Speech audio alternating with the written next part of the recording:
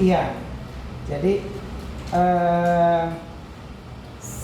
pasangan sudah bercerai.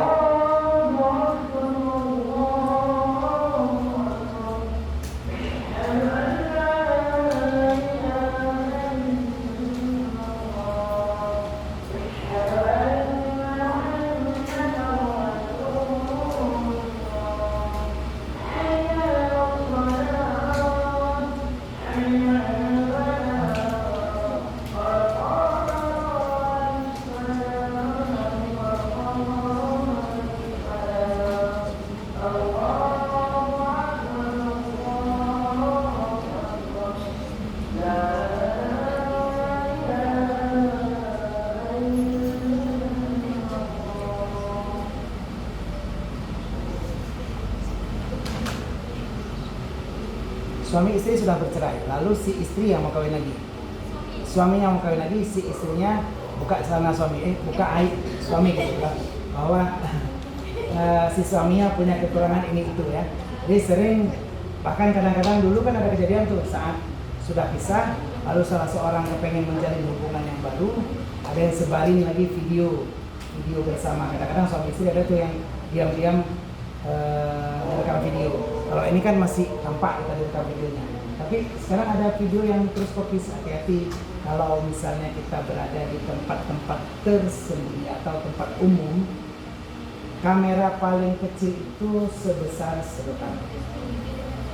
Jadi titiknya itu sebesar pinhole, lubang jarum. Kalau mau lihat sama saya ada. Jadi sama saya itu ada yang sebesar kancing. Kalau saya pakai di sini, misal, saya pakai di sini. Saya pergi jalan sama kemana lah, kameranya ditaruh di dalam, dia ada konektornya di dalam, dan dia cuma sebesar mata kancing. Jadi kalau memang bentuknya seperti kancing, kamera pinhole di tengah. Saya punya itu kalau mau lihat bentuknya bagaimana. Hati-hati maksudnya. Jadi ada mantan kita atau pasangan kita ngasihkan jam waker, jam ada juga yang kamera. Ada yang ngasihkan lampu, ada lampu kamera. Ada hiasan dinding itu juga ada kamera. Flash disk ada juga kamera. Gantungan kunci ada juga kamera. Jadi pas saat kadang-kadang kalau rekaman suara atau rekaman video tanpa hidup seperti ini, nggak tahu ya, banyak aplikasinya ya. Jadi saat pacar kita atau pasangan kita berupaya melakukan sesuatu yang tidak senonoh ataupun apa pada kita, dia taruh api yang ini. Ini bisa direkam kita. Saat putus atau ribut, awas ya, rekaman disebarkan.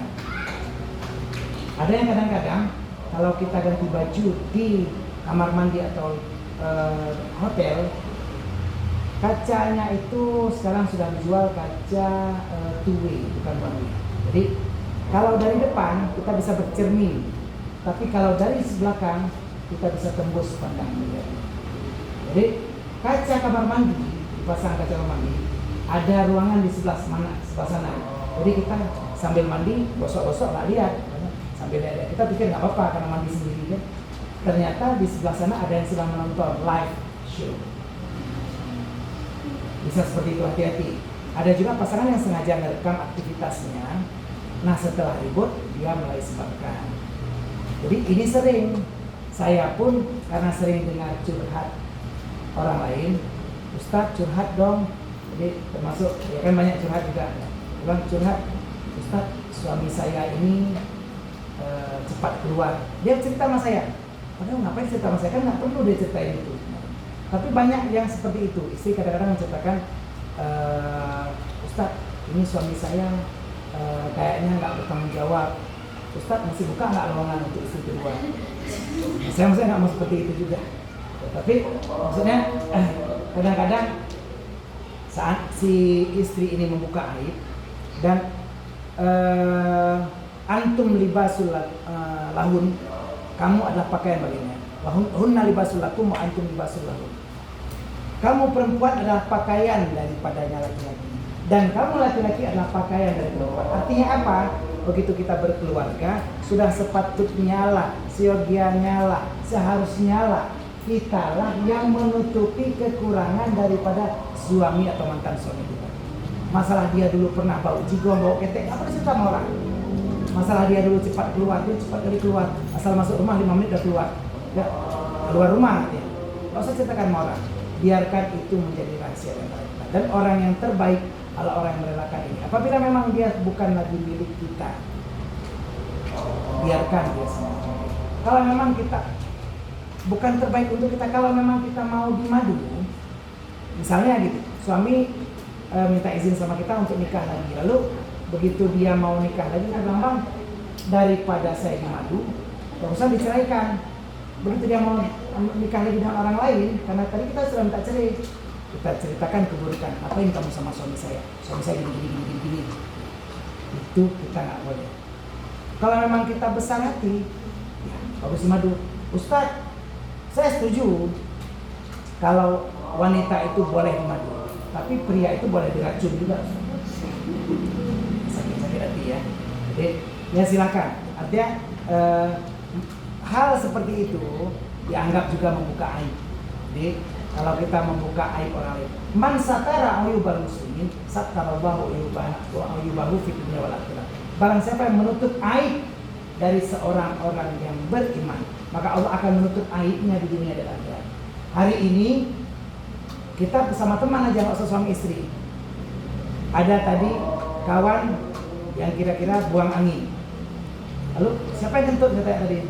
Saya, Ustaz. Padahal bukan kita nutupin aib kawan kita. Tapi bagaimana kita tutupi aib dia biar nggak ketahuan? Ataupun pas kawan kita bunyi apalah bunyi suara gitu, kita geser bangku biar sedikit menutupi, ataupun kita geser tas kita dan nggak terdengar suaranya. Kita tutupi aib daripada saudara kita, dan ini membuat kita mendapatkan pahala yang besar. Ada seorang ulama bernama Hatim Al-A'sam.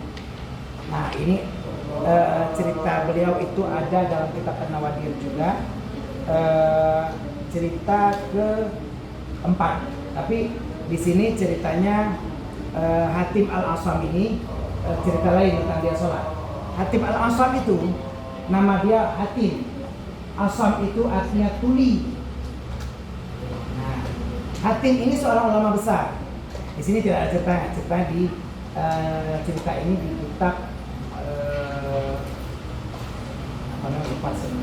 kitab yang menceritakan hal-hal yang diajarkan. Ada yang 3 hal, 4 hal, lupa saya namanya. Jadi dalam kitab itu dijelaskan bahwa Hatim ini seorang ulama. Lalu beliau sering ditanyain, sering dicurhatin oleh para penanyanya. Suatu hari ada seorang wanita cantik datang ke majelisnya, lalu bertanya tentang satu masalah agama. Si wanita itu duduknya seperti ini.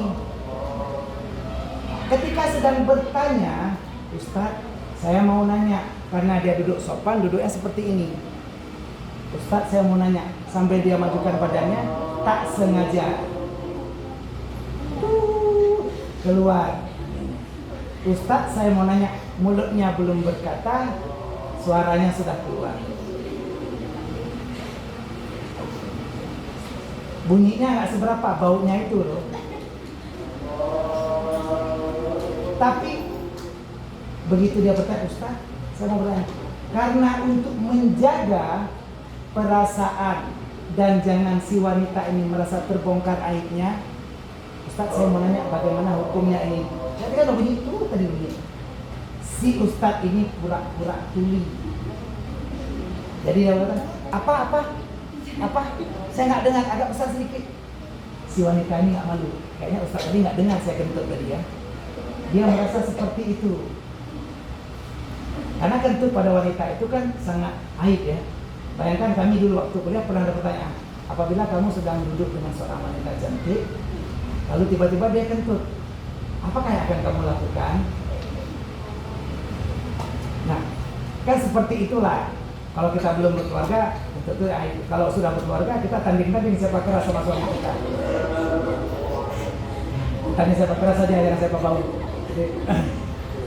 Nah, Hatim Al-A'sam ini saking menjaga etika dan tahu si perempuan ini malu, wajahnya udah merah kayak kepiting rebus.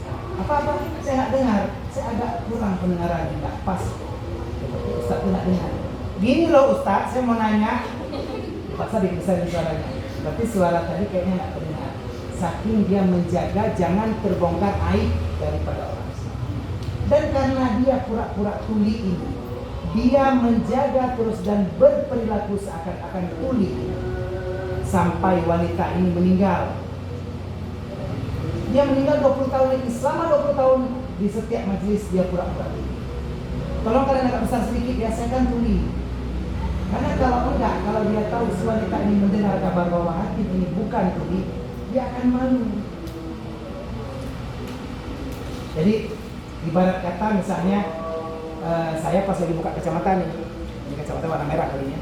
Jadi pas buka kacamata lalu kalian nggak sengaja nih, pas lagi panas kipas jilbab, rupanya di sini kancingnya terbuka dan nggak pakai dalaman pula.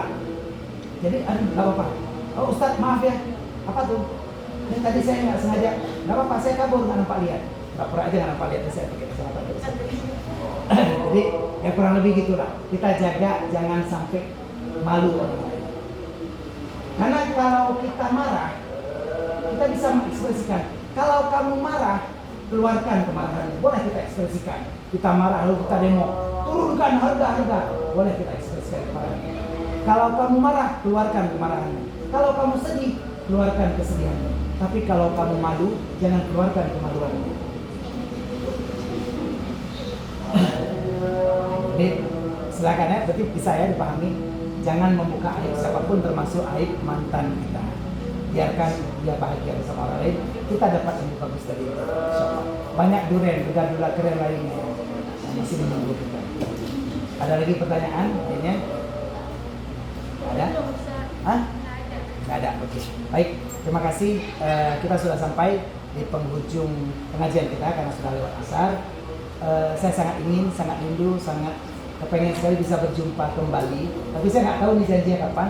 Nah ini kan saya ban serap nih pengganti. Ya. Karena kalau korban, siap menjadi korban. Kalau kalau memang nantinya saya dipanggil kembali, insya Allah dipanggil kembali. Kalaupun kita tidak berjumpa lagi dalam pengajian majelis di sini, mungkin kita kan ada pengajian tasawuf, insya Allah saya hadir.